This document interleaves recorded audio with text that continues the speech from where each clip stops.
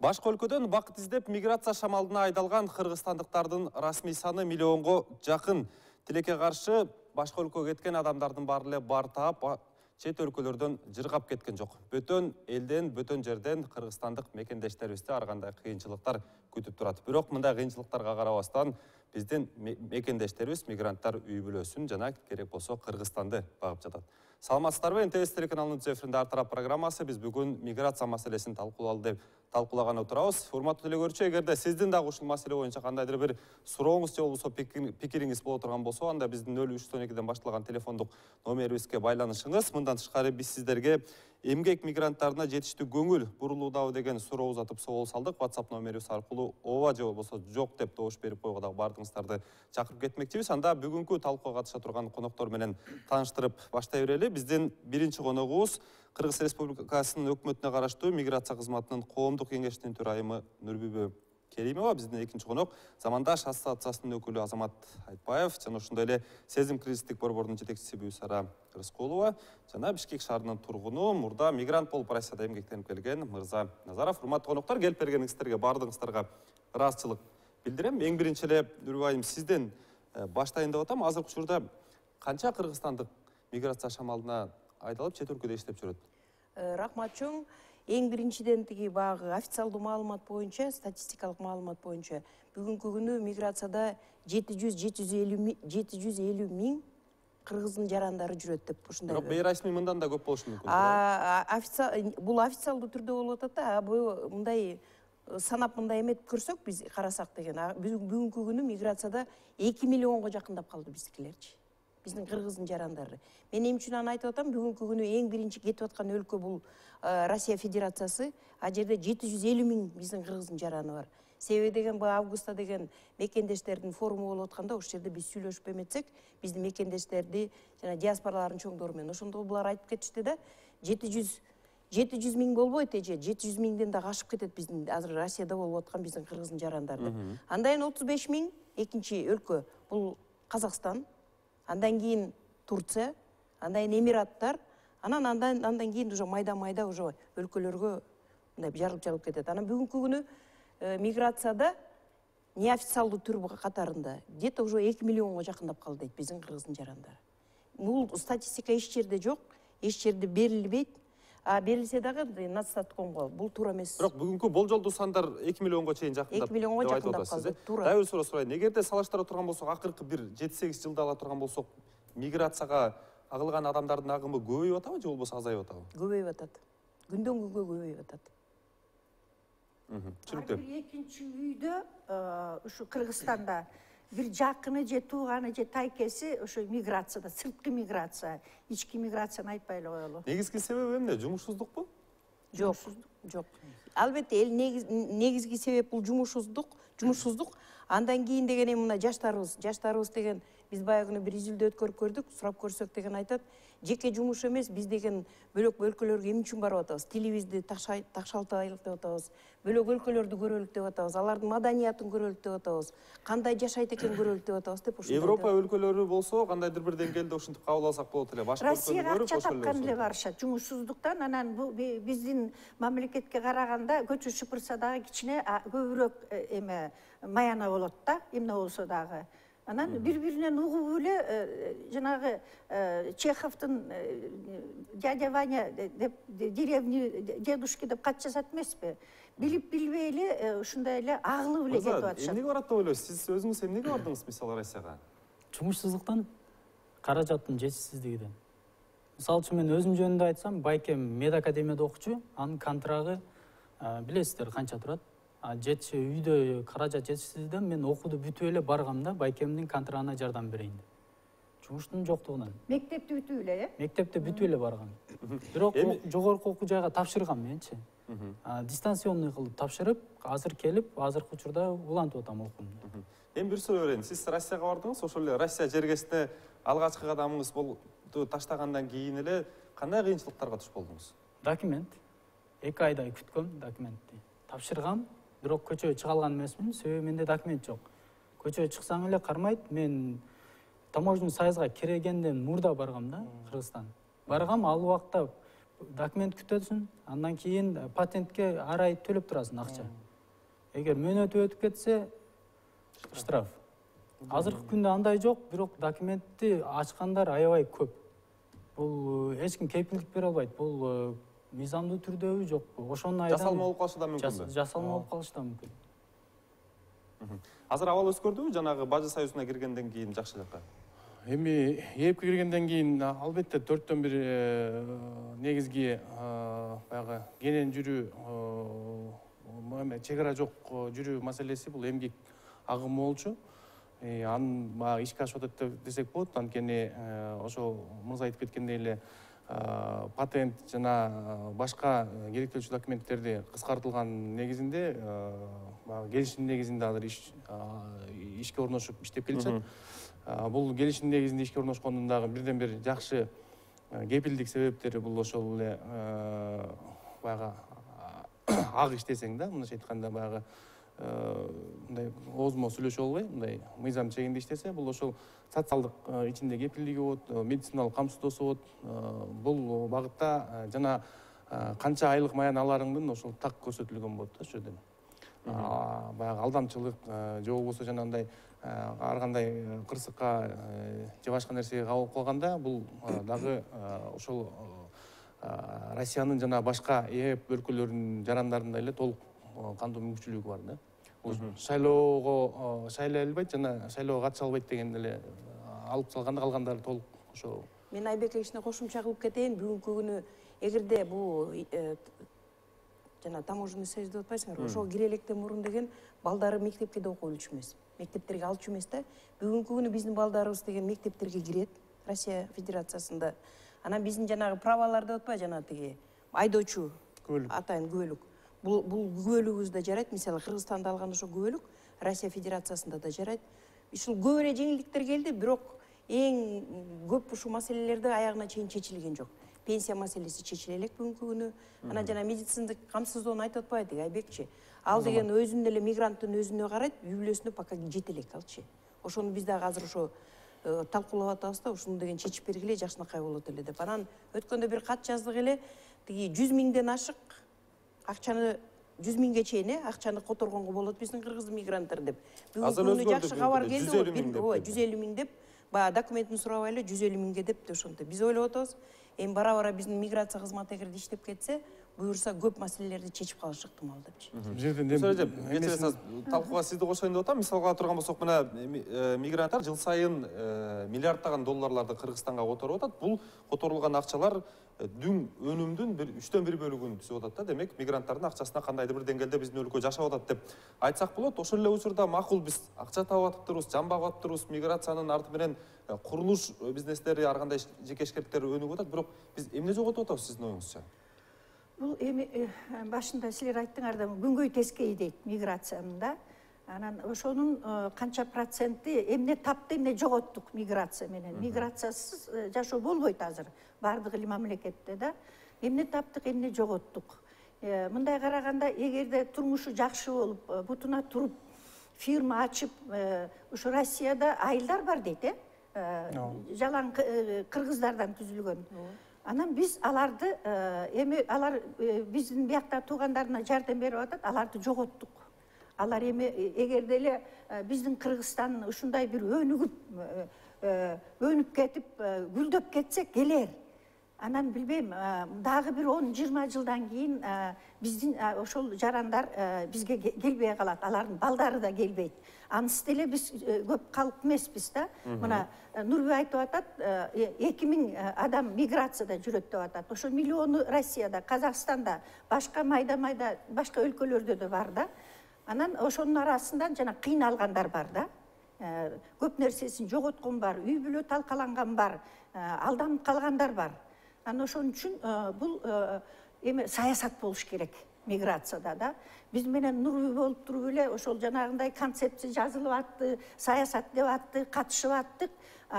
Бирок мына миграциянын өзү мына 2 миллион десек, биз 6 миллион десек канчасы бөлүгү болот да. Ошол жанагы миграция кызматы мурун министерство болчу да. Ошол жерде 40 эле киши иштейт экен. Анан адам сатуу боюнча бир эле кызыбыз бар, Бактыгүл деген да. Бул чоң көйгөй да. Мамлекеттик момундай эме саясатта миграция майдаланып калган. Бир жабат, бир кайта ачылат. Анан ошон үчүн бизде 2 миллион десек анан ички миграция да бар да. Жалаң мына түштүктөн түндүккө, түндүктөн нарындан, тияк бияктан биз көбүнчө ошо ички миграциялар менен бизге кайрылышат да. Анан муну көп мындай талкууга алынбайт, көп мындай көңүл бурулбайт. Ички миграция эмне болуп атканын, каяктан агылып келип атканын, бул дагы бул чоң көйгөй. Мырза, мен сизден дагы бир нерсе сурайын деп атам. Мисалга турган болсок, мына сиз ошол Россияда, чет өлкөдө иштеп жүргөн учурда кандайдыр бир деңгээлде Кыргызстандын расмий кызматтары сизди коргоп атканын, бир нерсе болсо сиздин укугуңузду коргоп бере тургандыгын сезип жүрдүңүзбү? Жок. Аны эч ким билбейт да аны. Биз жөн гана өзүбүз эле группалар бар, туугандар, достор, ошол аркылуу эле маалыматтардын баарын ошол жактан билебиз да. Эч кандай мен мисалы үчүн азыркыча билбейм расмий сайтында кандай мыйзамдарды айтып турат, кандай жеңилдиктер. Эч ким андай кабарым жок болчу менин. Мисалы үчүн азыр айтып атабыз документтер дейбиз. Эгер Кыргызстан жараны каза болуп калса, мен элчилик жардам берип Кыргызстанга жиберди деген уккан эмесмин. Мен өзүм деле жакындарым, дос балдарым жакындары каза болгон, алар өздөрү биз чогултуп, акча чогултуп, маркумду үйүнө жөнөткөнбүз да. Эч кандай элчилик тараптан акчалай же самолетко акча, билет алып берген жардам жок эч кандай. Груз 200 деген бар. Түшүнүктүү. Сөзүңүздөргө каралды. Бизде азыр бир телефондук байланыш бар экен. Урматтуу телекөрүүчүлөр, биздин катарыбызга кошуп алып туруп, андан кийин мен сиздерге сөз берейин деп атам. Алло, саламатсызбы? Алло. Алло. Биз сизди угуп атабыз, сурооңузду узата берсеңиз болот. Мен былтыр октябрда Москвага барып калдым да. Иштерим менен мен өзүм 62 жаштамын. Анан өзүмдүн 2 кызым, күйөө балам болуп, квартира снимать этишет да ал жердечи. Лично өздөрүнөчү. Анан бир маалда эле милициялар келишип эле текшерип калышты да. Улуу кызымдын уже гражданин России күйөө балам. Анан мага келди. Это мамам бияка иштер менен келген, мен билетим бар да. Кызым жумушта болчу. А мен уже 1 неделя 10 күн жүрдүм. Несколько раз текшерип атышат да. Андан тышкары мен туугандарым дагы квартираларда жашашат. Түндө уктап атса, милициялар келишип текшеришет. Алар, конечно, законно регистрациялары бар, жанагы разрешение работалары бар. Бирок фактически ошо квартирага кыла алышпайт да. Эмне үчүн дегенде, хозяиндер разрешение беришпейт экен. Анан эмне кылышат? Иштеши керек, убакыт өткөрбөш керек. Россиянын кайсы шаары болуп, ошо иш кылып тааныш билишпей же иш кылып жасатышат. Алардын причинасы эмне үчүн ошо квартирада жашайсыздар, эмне үчүн ошо жерге регистрация кылдырбайсыңар? Хозяиндер мүмкүн эмес, кылдырбайт экен. Анан эле 10 миңден, 5 миңден мен лично өзүм көрүп келдим да. Эми мен сиздерге звонить этип аткан себебим, колуңуздардан келсе ошо жакта миграцияда жүргөн мекендештер, кыздарыбыз, балдар көп эле ошо милициялар көчөдөн кармай закондорун билишет экен. Мен эми көрдүм, эми алар образованный, институтты бүткөндөр көбү өзүнүн укугун билишет, кутулуп кетет. Уктап жатканда именно причинасы эмне үчүн квартирада жүргөндө ушул жерге прописка болгон жоксуңар деп көп эле акча алып коет экен. Мына жакында эле менин сиңдимден түндө уктап атса 10 миңден түшүрүшүп, алар сүйлөшүшөт экен. Давайте 8 тысяч берели, бизди кой бергиле деп. Ушундайлар көп экен. Бири-бирине звонить этишип ушундай. Это точно факты, мен көрүп келдим. Ошо жагынан да Замандаш партиясы жардам берип калды. Мен деле өзүм гражданин Россия болчумун. Екатеринбургда, Россияларда көп соода кылып жүргөнмүн. Анан азыр эмне эле аксаганы ошол экен, балдар. Ошо именно жашаган жерине прописка эч ким эчтеке кыла албайт. Ал 100%-нин 10% эптеп калса, калган жизни кыла алышпайт балдар. Урматтуу телекөрүүчү, сиздин байланышканыңыз үчүн ыраазычылык билдиребиз. Негизи суроонун төркүнү жанагы телекөрүүчү айтып аткан көйгөй түшүнүктүү болду окшойт да. Эмнеге биз акчасын мигранттар которгондо мигранттар жакшы дагы, ошол эле учурда биз кандайдыр бир деңгээлде, мамлекеттик деңгээлде саясат жүргүзө албай атабыз. Кыргызстанда деле, бизде деле квартира турушат да. Эмнеге деп ойлойсуз? Бизде кызматкерлер жетишпей атабы же ушул тармакка тиешелүү каражат бөлүнбөй атабы? Мен биринчи айтып кетейин, бул сиңдимби жообуначы. Мисалы деген Кыргызстанда деле мындай терс нерселер бар да, мына Бишкектин өзүндө эле. Бир комнат квартиранын ичине 5 киши жашай албайт.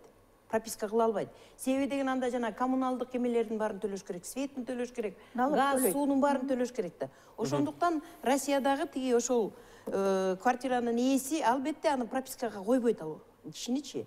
Ошо карайт да жана квадратный метри канча экен деп. Бул биринчиден. Бирок жашай беришет. Бирок жашай беришет эметип. Анан азыркы күнү деген албетте ушундай терс нерселер бар. Мына Айбекте бар. Айбекте бул тиги балам да көрүп атат эметип.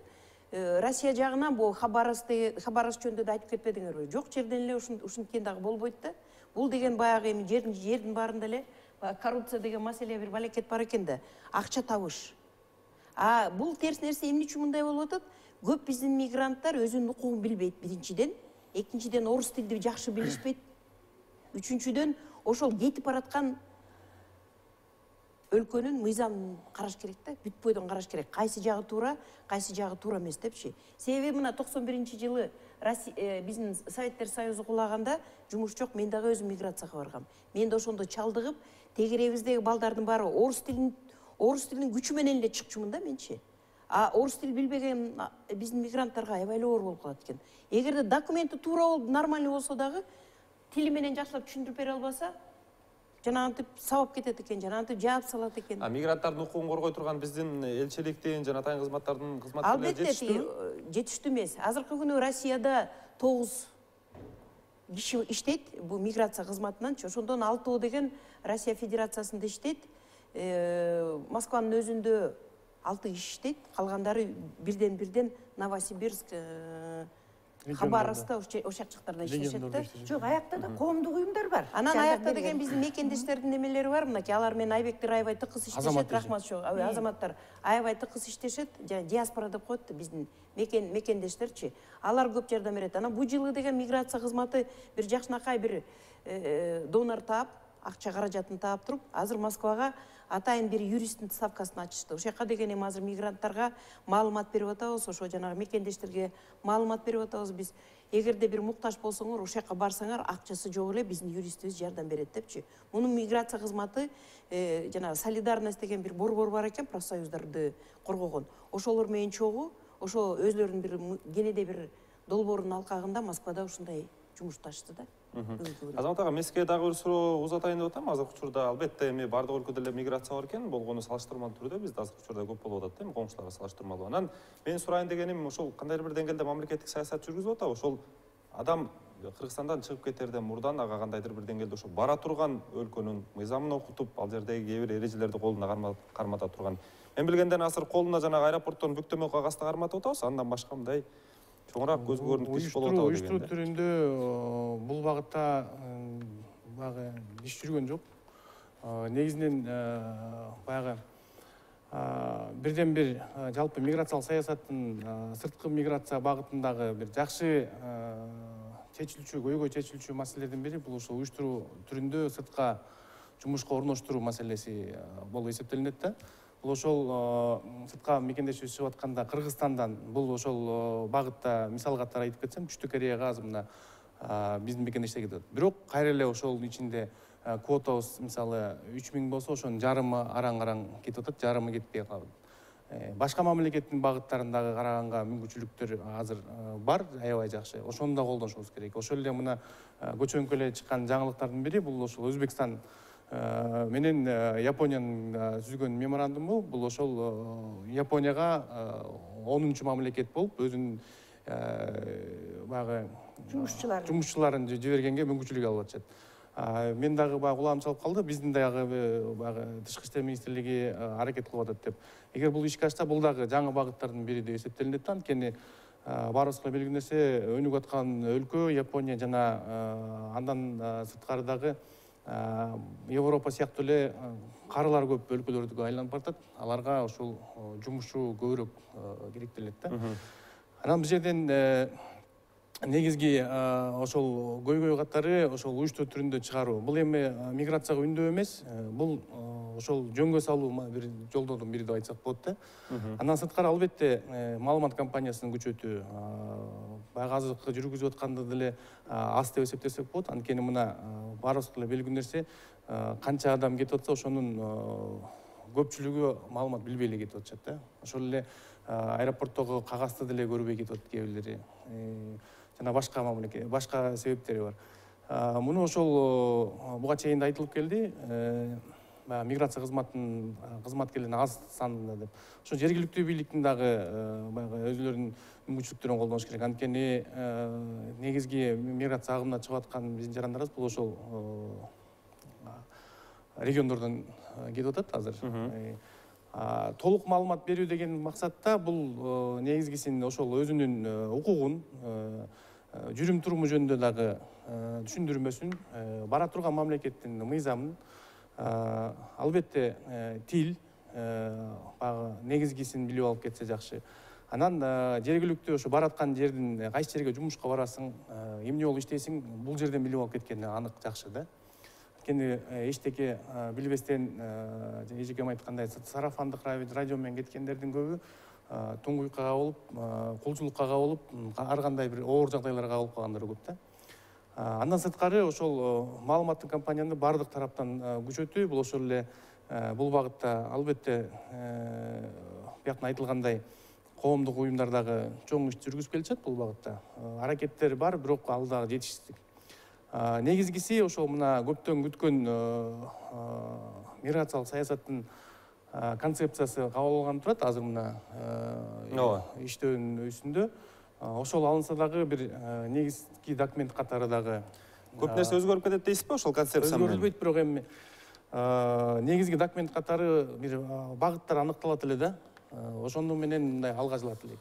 Анан бул жерден дагы оперативдүү түрдө иш жүргүзүү маселесин да караш керек. Анткени мына көп эле көйгөйлөр чыгып атат. Бул ЭЭП дегенибиз менен дагы жалпысынан албетте биздин кыргызстандык жарандарыбызга абдан жакшы, бирок кайра эле ички эмгек рыногун сактоодо, ички улуттук коопсуздукту сактоодо ошол эле Орусия тарап учуручу менен ар кандай мына чектөөлөрдү киргизип коюп атат.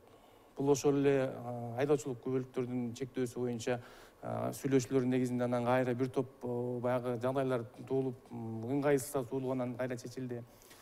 Бул ошол эле мына айтылып аткан регистрация маселеси, каттоо маселеси дагы эле көйгөй катары чечиле элек. Бул ошол эле акыркы кездеги чоң Сиздин сөзүңүздү угуп атып мен эч нерсе чечилди деген кандайдыр бир ушундай ой пайда болуп атат да, туура эле түшүнүп атамбы сизди?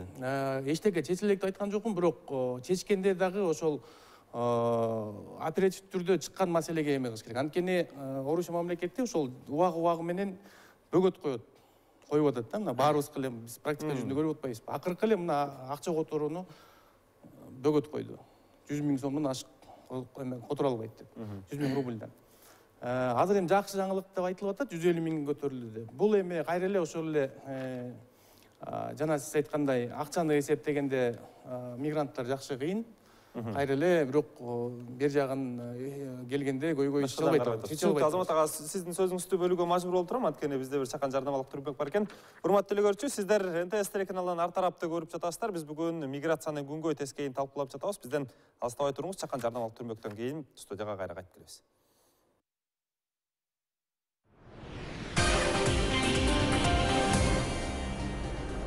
Сиз НТС телеканалынын ар тарап программасын көрүп жатасыздар. Биз бүгүн миграция жөнүндө талкуу уюштуруп жатабыз. Мырза, мен сизге дагы бир суроо берейин деп атам. Кайсыл учурларда мигранттардын укугу бузулат? Кайсыл жерлерден жана жумуш берүүчүлөр тарабынанбы же кандай учурларда бузулат? Көбүнчө көчөдө бузулат, көчөлөрдө, анан Көчөдөн бузулганда сиздин кебетеңизге карап эле ошол жактын кызматтар келеби? Себеби жаштар айылдан эле түз барат да. Айылдан эле бул жакта байка айтып кеткендей, ал жакта жумушу жок эле барат эмес, жумушу бар. Анын агасы же тууган чакырат, кел жумушу бар, документик жасап берем, иштейсиң деп. Ал тил билбейт, биринчиден. Экинчиден көчөдө өзүн алып жүргөндү билбейт, айылдан барган. Кээ бирлерин мен барып жүргөндө, даже менден сурачууда, борбор Бишкек кандай депчи.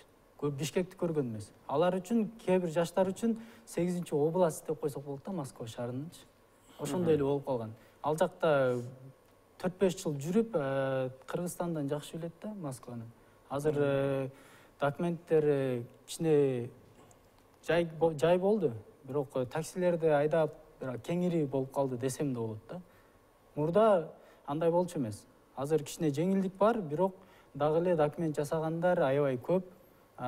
Бул жакта миграциянын өкүлдөрүнөн иштегениге караганда блогер, Москвада мындай активист болуп жүргөндөр кыргыздарга, мигранттарга көбүрөөк жардам Расмий берип атат. мекемеге караганда WhatsApp тайпалардан көбүрөөк маселе чечилеби, бир сөз менен айтканда? Азыр деле мага келди 2019-жылда 8 январга чейин Москва шаарында рейд жүрөт деген. Бул маалыматты миграционный бөлмөлөр бербесе, өкүлдөр бербесе, булар WhatsApp'тан эле балдар Россиянын сайтына кирип туруп, ошолну скриншот кылып туруп, группаларга жиберип атышат да. Кыргыздар абайлагыла ушундай рейд жүрүп атат.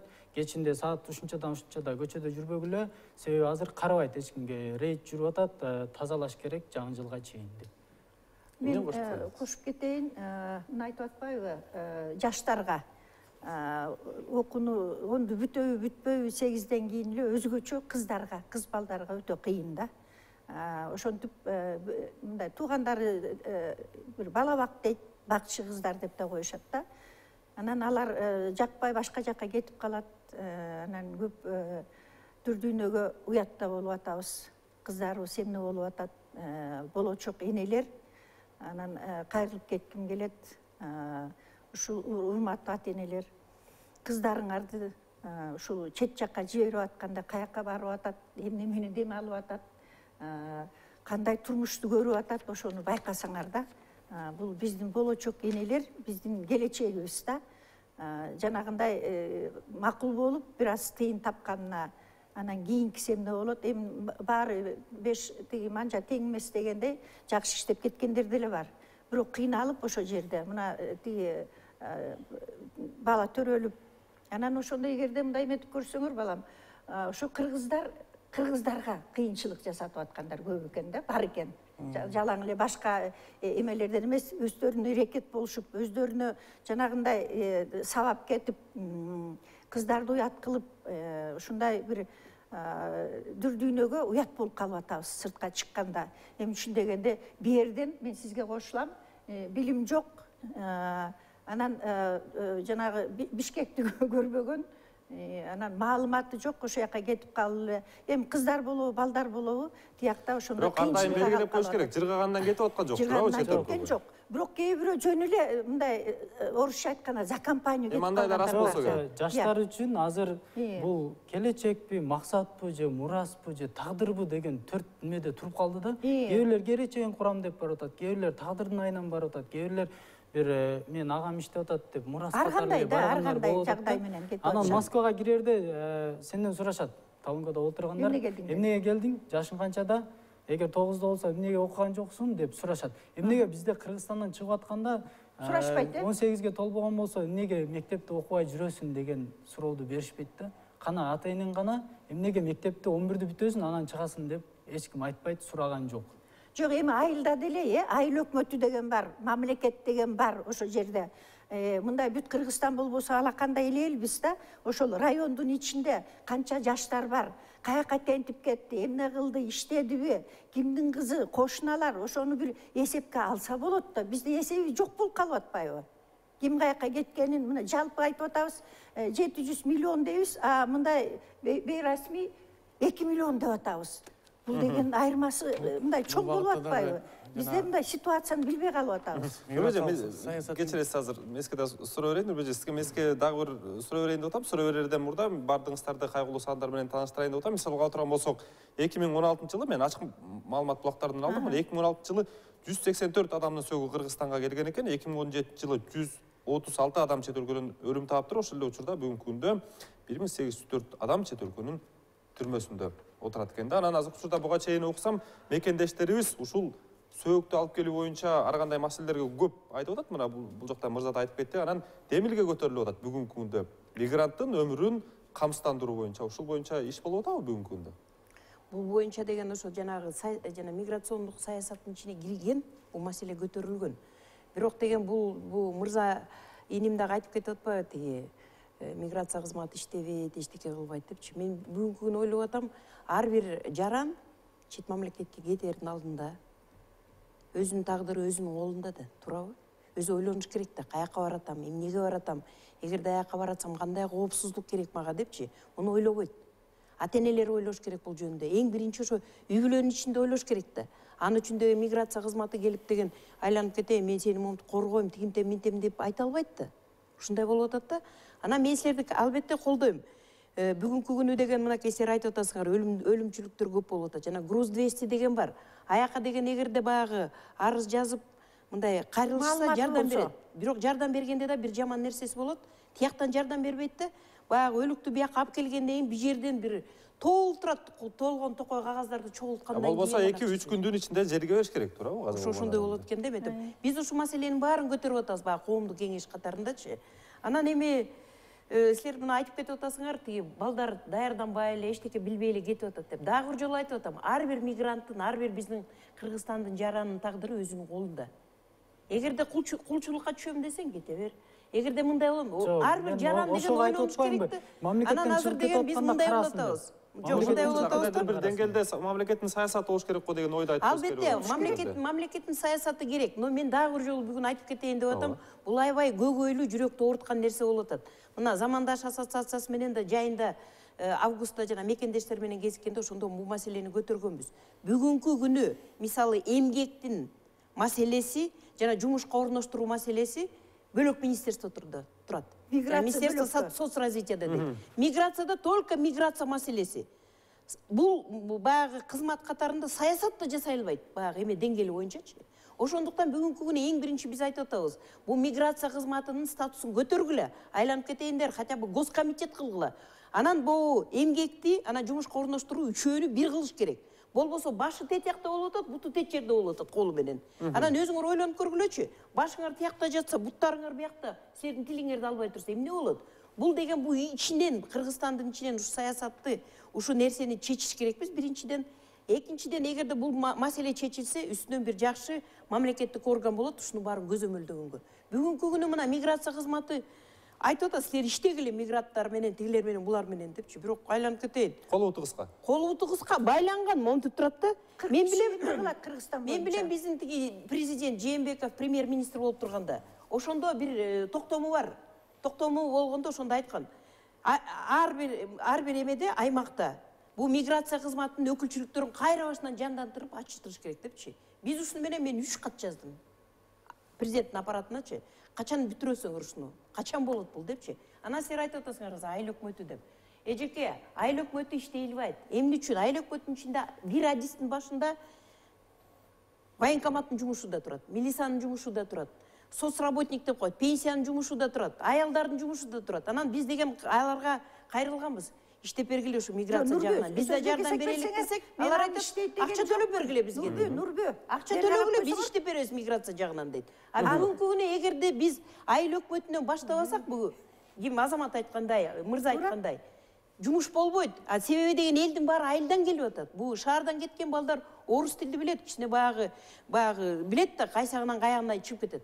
Айылдагы балдарды үйрөтүш керек болуп атат. Анан ушунун алкагында мен дагы бир жолу айтып кетейин. 7 аймакта мынакей азыр деген кесиптик лицейлердин агентствосу менен меморандум түзүлгөн. Азыр кичине чоңдору эме болуп калбады, Чолпонкуловду алып салып, Рита Карасартова келди. Но бирок бизде баягы келишим турат. Ушу 7 аймакта ушу кесиптик лицейлердин негизинде 7 борбор ачып туруп, себеби ошол жактан балдар менен иштеш керек болуп атат. Даярдаш керек болуп атат. Түшүнүктүү. Азамат ага, мен сизге дагы бир суроо коеюн деп атам. Мисалга мына мигранттар акча которуп атабыз деп атасыз, дүң өмүңдүн 3/1 бөлүгүн мигранттар камсыздап атабыз деп атат. Ошол эле учурда алардын келген каражатын биз максаттуу пайдаланып атабызбы? Бул бир маселе. Ошол жерден дагы бир нерсени кыстара кетейин. Мисалы, Түркиянын мисалында ала турган болсок, алар чет жерде жүргөн мекендештери өзүнүн өлкөсүнө акчасын сала турган болсо, бир дегенде эле узак мөөнөткө жер берет экен, ошол эле учурда ар кандай насыяларды берет экен да. Эми пайыздык көрсөткүчү, төмөнкү пайыздык көрсөткүч менен. Бизде барбы ушундай саясат? Бизде бул саясат жаңы талкууга кирип атат азыр. Мыйзам катары дагы кабыл алганга азыр талкуу жүрүп атат. Бул багытта биз дагы Замандаш ассоциациясы көп жылдан бери бул маселени көтөрүп келатат. Ол ошол сыртта жүргөн биздин мекендештердин толук кандуу потенциалын колдонуу, Кыргызстандын өнүгүшүнө. Бул ошол эле кадрдык потенциал болобу, ошол эле инвестициялык потенциал болобу, ошол биздин мекендештерибиздин азыркы учурда биринчи агымдагы кеткен, 90-жылдардын башындагы кеткен биздин мекендештерибиз азыр алды миллионерлер болду десем да жаңылбайм. Ошолор дагы азыр мына мекенибизге андай деп салым кошобуз деген баягы ички патриоттук сезимдери бар. Бирок ошого биз деген биринчиден мамлекет кепилдиги болуш керек. келсең мына башка маалыматтарга окшоп эле тиги рейдерлик алып коюу болду, анан мындай текшерүүлөр болуп атат, тигин текшерүү болуп атат деген сыяктуу баягы абдан сырткары мындай кепилдик болуш керек. Андан сырткары биздин ошо мекендештерге мына канчадан бери сунуш кылып келатат. Бул ошол башка инвесторго салыштырмалуу биздин мекендешибиз башка мамлекеттин жаранында ал деле ошол укук менен келет. Бирок жеңилдик берүү. Анткени ал баягы Кыргызстан үчүн келип атат. Кыргызстан өнүгүшүнө инвестор болуп атат. Биз экөөнү тең бирдей мамиле кылып атабыз да бүгүнкү. Азыркы учурда ошондой. Азыркы учурда ошол эле башка мамлекеттин жарандыгын алган биздин мекендештерибиз Кыргызстандан өзүнө жеке менчик катары жер тилкесин каттай албайт. Бул дагы бир чоң көйгөйлөрдүн бири. Анткени башка бирөө каттап коет, туугандарына каттайт, ага жалдырайт, кайра алдап кеткендер болот. Ушул сиз түшүнгөн нерсени өкмөттө отургандар, өйдө жакта отурган адамдар түшүнүп бир өзгөртөйүн, ушундай кылайын деп атабы негизи? Эми багыттар аныкталып, жана айтып атпаймынбы, миграциялык концепцияны кабыл алынышы дагы бир кандай бир жолдорду аныктайт да. Анан албетте бул жеке эле миграция кызматынын жаатындагы жумуш болбош керек. Мамлекеттик саясат болуш керек. Жалпы мамлекеттик саясат болуш керек да. Анан азыртан мына биз Кыргызстандан сыртка чыгып кеткенден кийин эми азыр алыстан дагы колубуз жакшы жетпей атат да. Ошол эле Тышкы иштер министрлигинин мисалы элчиликтердин кызматкерлеринин саны аздыгынан, ошол эле миграция кызматкерлеринин саны аздыгынан баардык миграцияга тараган мамлекеттерге биздин колубуз жетпейт, мамлекеттин бийлигинин колу жетпейт. Ошондон ошолорду сыртта жүргөн биздин мекендештерибиз албетте баягы таарынгандан кетти, тагдырдан кетти, мына бир көйгөйлөр менен кетти, сыртка кетти. Бирок ошолорду азыр башынан сылап кайра кайтарганга жол түзүп беришибиз керек да. Бул ошол миграциядан эмнени жоготтук дегендин дагы кайтаруу маселеси дагы жерде да турат. Ошол эле кайра миграция агымын азайтуу маселеси да ошол жерде турат. Анткени ошол биздин өзүбүздүн мекендештер инвестор катары кайтып келсе, кандайдыр бир дагы жумуш орду түзүлөт негизгисинен. Мекендештерибиз өз сыртта төлөп аткан, башка мамлекет төлөп аткан тиги баягы налогту Кыргызстанга төлөйт, Кыргызстанда иш жүргүзсө. Бул багытта жалпы мамлекеттик саясат болуш керек да негизичи. Жүрүп атат, бирок өзүңүздүн кечиресиз сөзүңүздү бөлүп койгонума, өзүңүздүн кесибиңизге байланыштуу суроо берейин деп атам. Мисалга ала турган болсок, балдардын билим албай жатышына, ошол эле учурда жаш балдардын, жаш кыздардын ар кандай зордукка, зомбулукка кабылып жатышына, ушундай коомдогу терс көрүнүштөргө миграциянын тиешеси барбы? Түптөн түз тиешеси бар. Жана балдардын тарбиясына мына ата-энеси эми мен аны биринчи айтып аткан жокмун, мына канчадан бери айтылып эле келатат. Тайенесине, чоң энесине, жөн эле кошунасына балдарын тыштап коюп эле, анан тияктан кичине акча салып коюп эле, бир тарбия деген эне менен атанын тарбиясы бөлөк болот да. Мындай тыштап кетип атат дагы, анан кийин мындан бир 4-5 жыл мурун ушул эме аябай мындай трагедиялык да эме болгон да. Ошо өлүмгө барып, жалгыз баласын ушуну багам деп машина алып берип, жөн эле мындай курсагы тоюп калса эле ушу болот деп ойлойт да. Жалаң мындай тамак, анан кийин материалдык эмеден дагы көп нерсе ушундан да болуп атат. Мен да кошуп кетким келет. Биз азыр Россияны эле айтып атпайбызбы? Көбүнчө азыр мына жарнамалар чыгып атат. Турцияга канчалар кетип атат да. Аякка ошол эмне болуп атат? Дама хозяйка деп кыздар кабылгандар көп болуп атат ошол Түркия боюнча. Кыздар кетип атат, кемпир чалды бакканга кетип атат, Сирияга кетип атышат. Россияда болсо мындай калайбызбы, кичине политика, саясат болуп атат да. Бирок тиякта эмне болуп атканы мындай белгисиз да. Ошого көңүл буруш керек. Мен Нурбек айтып жанага жооп берип кетейин. Мен ал жөн эле эсебин айтып атам. Мен билем аякта тиги айыл өкмөттө канча иштейт, эмне болот. Ошо элдин эсеби ар бир айылда. Ошо чыгып кеткенде айыл өкмөтү деген анын астында бир 3-4 эле айыл бар да, кишилер бар да. Ошо жерде ата-энеси мындай бир мамлекет болгондон кийин элдин эсебин билсе, жөн эле жалпы эмес. Ошол ар бир мына мамлекеттик кызматтар мына айылда мынча жашайт, мынчасы тиякка чыгып кетти дегенде ошо эсеби болмок. Аны ошого карата мамиледе болсо, мына нарында ушундай орундар болду. Көп кишилер миграцияга кеткен жок. Анан Жалал Абадта мындай болду. Ошо жерде мындай мамлекеттик кызмат же болбосо ошо жерде иш берип, иштеп калып атат деп туруп, ушуга көңүл бурса да, кичине эме мамлекеттин ичинде дагы. Мырза, азыркы учурда мына кетип аткандардан биз айтып атабыз, көпчүлүк бөлүгү жаштар деп. Анан экөөбүз кырдуу кетип аткан адамдарга же кетейин деп аткан адамдар да бизди азыр көрүп атса керек, эмне деп кеңеш берет элең? эмне деп негизи ал жака барганда көпчүлүгү максатын жоготуп коет да. Мен мисалы үчүн баргам, мен байкемдин окуусу бүтсүн деп. Контрагын төлөйм. Себеби 1 жыл калган болду да. Мен 1 жыл эле иштедим, кайра келдим да. Байкемдин контрагы бүттү, окуусум бүттү. Тилекке каршы. Мен азыр жогоруда айтып кеттим, жаштардан башташ керек деп. Эки жактан башташ керек, менин оюмча. Себеби мен барып иштеп, байкемди окуусум бүттү, мен окууга тапшырдым. Байкем иштеди, хирург болуп, айлык маяна 8000, ал дагы Москвага кетти. Азыркы учурда ал Москвада, мен окуп атам. Ал мага жардам берип атат. Азыр эми Москвага айтып атат, квота берип, эгер 5 жыл Россиядан чыкпай жашасаң, кесибиң менен иштесең, биз сага квартира беребиз, гонорар 1 миллион беребиз деп. Кесип менен иштеп атат да, балам. Ал жактабы? Жок, азыркы учурда кесип эмес. Азыр ошондой неме түзүп атат. Кыргызстан, Россиянын жаранын алып туруп, ошол жакта иштеп калган. Мырза, мен дагы бир нерсе сурай берейин деп атам, ушул жерден дароо эле сизге. Россия жарандыгын сунуштаса, ойлонбой алмаштыра турган кыргызстандыктар көп деп ойлойсузбу? Ооба. Ойлонбойт. Ал жактан иштеп кайра келгенден кийин, бул жакта эч нерсе өзгөрбөгөндөн кийин кайра эле барып атышса, эмне кереги бар? Андан көрө ал жакта иштеп, бул жака Кыргызстанга эс алганы келип туруп, саякаттап кайра кетип калган жакшы эмеспи? Чем ал жактан акчаны бул жака которсо, бул жакта эч нерсе болбосо. Эгер мисалы үчүн ошо байкем сыяктуу диплому барлар толтура, кызыл менен бүткөндөр бар. Мен мисалы үчүн жанында иштеп жүргөм, мен кызыл менен бүткөм. Ким юрист, ким программист. Эмне кесип менен иштебедим?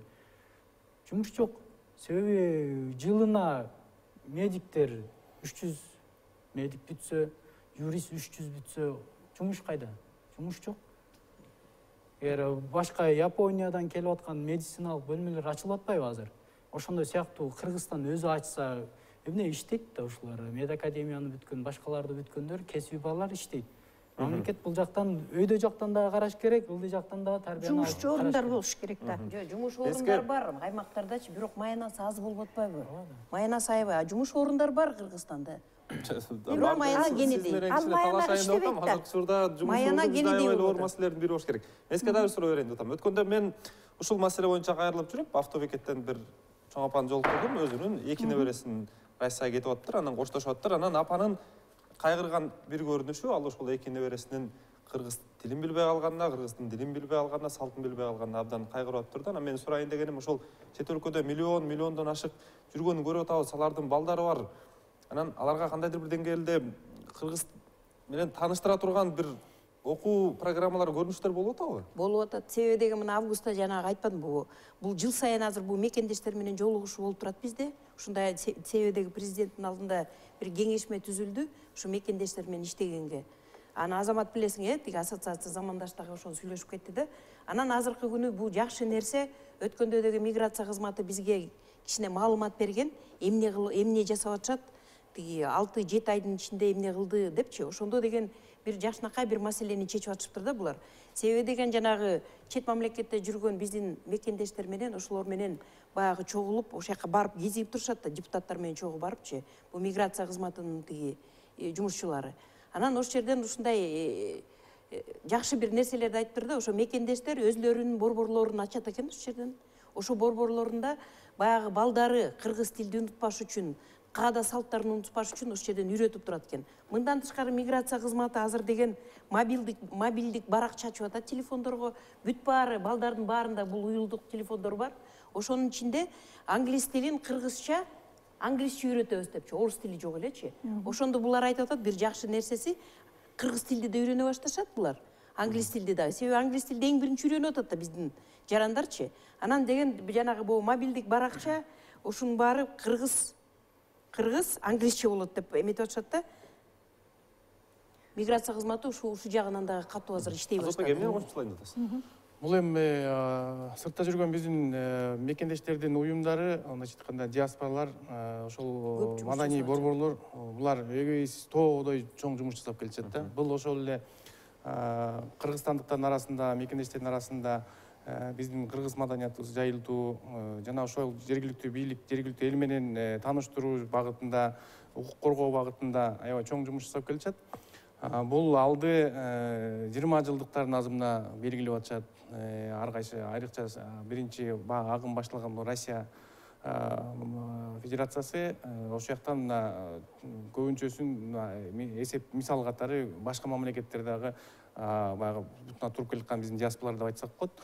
Алар дагы ошол өздөрүнүн маданий борборун ачып, ошол ийримдер ачып, ошол тил ийримдерин, мисалы аспаптар ийримдерин, библиотекаларды ачып атышат. Мына ошол ал багытта дагы мына биз дагы мамлекеттик тил комиссиясы менен биргеликте иштер жүргүзүп келатабыз. Ошол ар бир диаспорада өзүнүн библиотекасы болсо, китепканасы, ошол жака биз жеткизип бергенге, китептерин ошо толук кандуу жеткизип бергенге аракет кылып атабыз, жаңы чыккан китептерден. Бул эң чоң бир жөлөктөрдүн бири. Ошонун ичинде дагы мына аларга кичинекей эле дем керек. Бул ошо демдердин бири миграция кызматынын болобу, омбудсмен институтунун болобу, коомдук кеңешчи, коомдук өкүл деген статус ыйгаруу маселесинде. Андай бир себептер менен ошол миграция кызматынын статусу өзгөргөндө, жетекчилиги өзгөргөндө эле тияктыкы да өзгөрүп, кайра баштан башталып ушундай болуп атат. Бирок ал багытта жакшы биздин мекендештерибиз бир тыйын сурабай эле өздөрүнүн аракеттерин жүргүзүп келишет.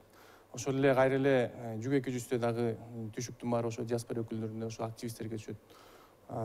Бирок азыркы багытта дагы жүк эки жүздүн дагы жанагы компенсациясын төлөө маселесинде азыр баягы жеңилдетүү жолдору каралып атат. Бул жеңилдетүү жолдорунун бири катары жана айтылгандай Кыргызстанга өлүп келип коюлгандан кийин анан компенсация төлөнүп атат азыркы учурдачы. Бул 50 000 сом азыр. Каражат ошол бизге Россиядан, чет өлкөдөн керек болуп атат, туурабы? Ошол жерден сөбөктү жиберүүдө баягы акча керек болот да. Албетте бул 50 000 сом деле жетпейт. Бирок кандайдыр бир баягы кеткен каражатты дагы бир жагын жаап берет да. Ошону биздин миграция кызматынын өкүлчүлүктөр аркылуу дагы ушу жеринен ошо окуя болгон күнү ошо кыргызстаган убакытта берилгенге дагы жеңилдетүү маселе катары караш керек. Муну дагы каралып атат. Миграция кызматы карап атат. Андан сырткары ошол жана камсыздоо маселесинде дагы бизден дагы ушул мырзага берген суроого дагы мен кошулуп жооп берет элем. Мүмкүн болсо кыска убакыт аягына келип жетип атат да. Ошо биздин мекендештерибиз, биздин мекендештерибизге да кайрылат элек. Ошол өзүңөрдүн тагдырыңар өзүңөрдүн колуңарда. Ошол камсыздоо маселесин дагы кайсы мамлекетте жүрбө, бул баардык мамлекетте өнүккөн. Камсыздоону жеке камсыздоо катары өзүңө багы жазып алсаң, бирок албетте ал төлөмдүү дагы бар. Ошол багыт өзүңдү өзүң бекем алып жүрүш керек деген кайрылуу болот эле да. Урматтуу коноктор, азыркы учурда бизге бөлүнгөн убакыт таягына келип жетти. Келип бергениңизге ыраазычылык билдирем. Анан сиздерди жана телекөрүүчүлөрдү добуш берүүнүн жыйынтыгы менен тааныштырып коеюн деп атам. Биз буга чейин эсиңиздерде болсо, эмгек мигранттарына жетиштүү көңүл бурулуудабы деп суроо узатканбыз. Ооба деп 79 адам, ал эми жок деп 101 адам жооп берген экен. Негизи ар бирибиздин, ар бир кыргызстандыктын бүгүнкү күндө чет өлкөдө иштеп жаткан жакыны, жок эле дегенде классташы, таанышы бар. Демек, бул дегендик бизди ошол эле бул дегендик миграция шамалына айданган кыргызстандыктар көп дегенди билдирет. Ошого чейин, буга чейин айткандай эле алардын Кыргызстанда курулуп аткан ар бир үйдүн пайдубалынан баштап чатырына чейин мигранттардын акчасына, тойду берсек дагы мигранттардын акчасына, бир сөз менен айтканда биз мигранттардын акчасына жашап жатабыз. Ошол эле учурда мамлекет акчасын алганда мигранттарды мактап, ал эми ошол эле учурда кандайдыр бир саясат жүргүзбөй, суст мамиле кылбашы керек. Сиздер НТСтен ар тарап программасын көрдүңүздөр. Аны мен Айбек Бийбосунов алып бардым. Аман туруңуздар.